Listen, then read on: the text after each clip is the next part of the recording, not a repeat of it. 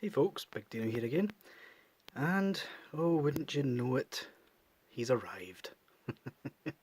Yeah, this is the bootleg of the Figuarts Goku Black. Possibly one of the most requested figures on this channel to date. I mean, I'm actually not joking, I've been inundated with requests to review this guy ever since he appeared on eBay. And oh boy. It got a bit tiring, I'll be honest. Apologies if my voice sounds a bit weird. It's late at night, so yeah. First things first, let's take a look at his box, shall we? So, yep, strangely enough, even though I requested they not bother sending the box because it was a couple of pounds cheaper, they still sent it. And it's bashed, although it does look really similar to the actual box, as these newer bootlegs tend to be. Yeah, a bit washed out in the back. We've got the Japanese spelling, so they've copied the Japanese boxes this time.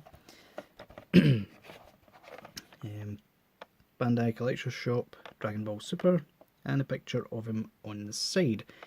You'll notice his Kamehameha effect part is still in the box. I'm just going to be showing the real one because there's literally no difference, apart from the fact that that one doesn't actually fit together all that well. But the bootleg ones never do. So yeah, box out of the way. Let's take a look at his accessories, shall we? So we have his beam sword, along with the hand to fit it. In fact, I'm better putting him out of frame so that it actually works better. Not much difference. It's a little bit bent, but it's actual kind of malleable plastic, so it's not brittle. Put that back in there. You've got the Kamehameha, which, yes, I did forget to review it in the actual real figures review, but what are you going to do? It's pretty much identical to the original blue moulded version, even down to how annoying it is to put together. But yep, nice purples. The fake one is literally identical, so yeah, get that out of the way. He does come with his alternate head, which they did actually remember to include. There's another bootleg coming up that they actually forgot his effect part, but we'll get to that. You'll notice they've kind of printed the eyes wonky. In fact, they printed them wonky on all of Goku Black's faces. I don't know if they rushed this figure out because they knew how popular he was, but what are you going to do? I suppose it does give Goku Black technically some new faces for me, because now they're all looking off to the side. It actually works quite well. But yeah, pretty decent. The paint isn't as good as the real one, but it actually does work. I mean, you're not going to be able to tell the difference unless you look at it up close. One thing I will say though, before we continue with the accessories, is the neck peg. Whew, that's a bit of a doozy. I had to glue it in place just so that it would actually work. For some reason the peg was way up here, and trying to push it in obviously stressed the plastic, so I just cut it and glued it in. So be careful of that, folks.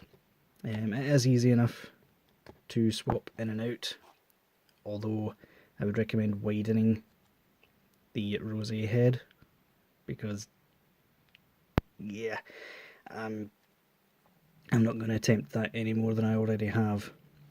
You can see how weird it is. Yeah, the joint is too tight on that. Too much risk of breaking the peg, which is a shame. However, I only plan on displaying this guy in his base form anyway, because I've got the real one for the rose head. So yeah, the rest of his hands and faces, he's got that one. You'll notice that hand, that arm sort of flops about. Pretty much that and this leg are the only loose joints on this figure. So yeah, you'll notice they did actually bother to paint the time ring, which I genuinely thought they would just ignore.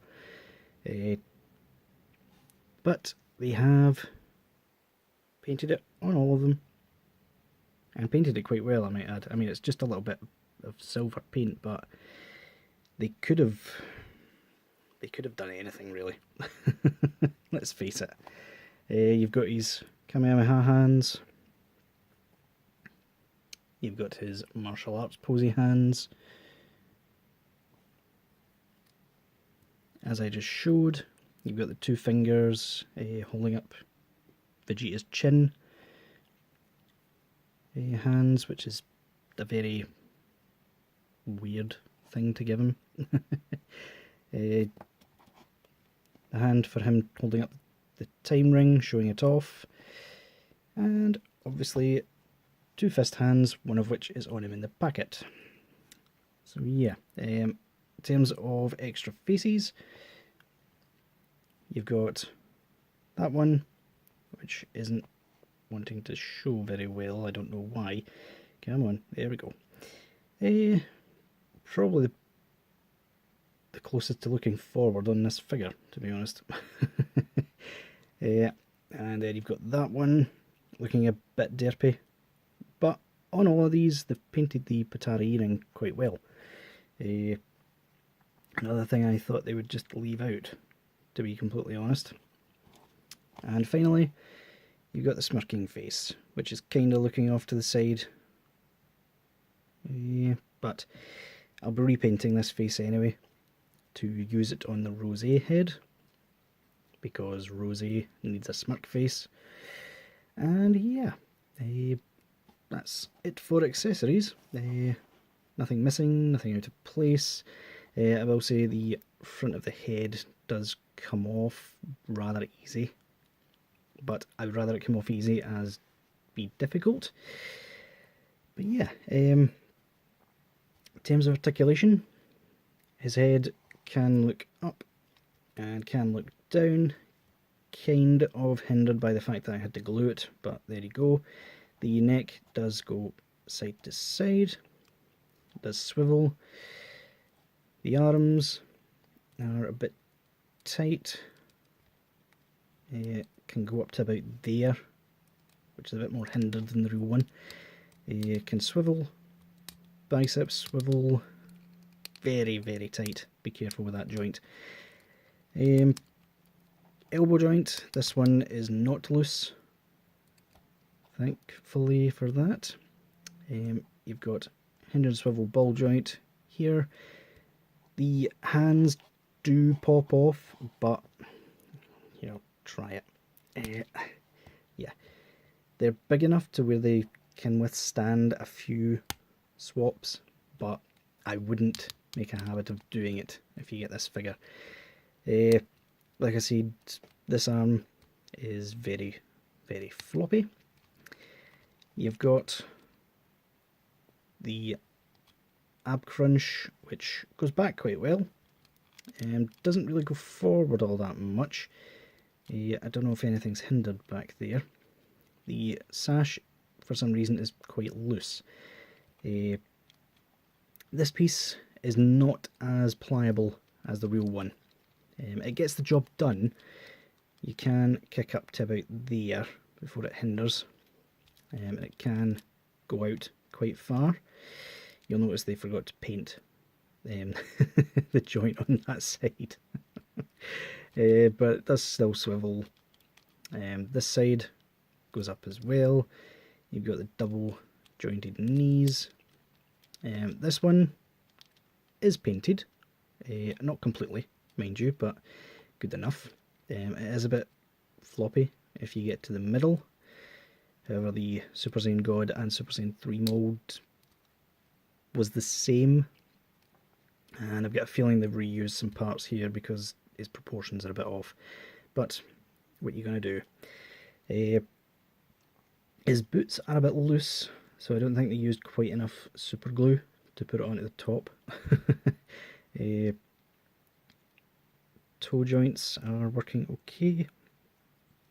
However, you can see the grey through the paint there. So they've not used enough paint on the feet. But it's not really that big of a deal, if I'm being honest.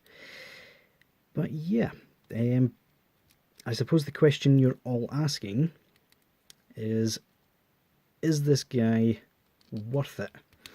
And the answer is, if you have one of the Goku Blacks already, then yes, he is.